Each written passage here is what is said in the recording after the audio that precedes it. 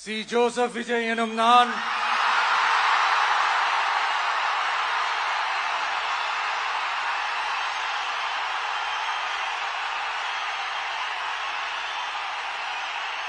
சட்டப்படி அமைக்கப்பெற்ற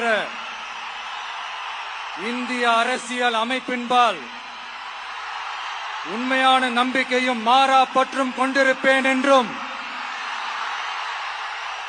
இந்திய நாட்டின் ஒப்பில்லாத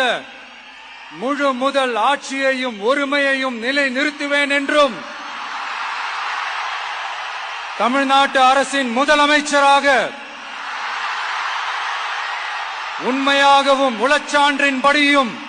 என் கடமைகளை நிறைவேற்றுவேன் என்றும் அரசியல் அமைப்பிற்கும் சட்டத்திற்கும் இணங்க அச்சமும் ஒருதலை சார்பும் இன்றி விருப்பு வெறுப்பை விலக்கி பலதரப்பட்ட மக்கள் அனைவருக்கும் நேர்மையானதை செய்வேன் என்றும் ஆண்டவன் மீது ஆணையிட்டு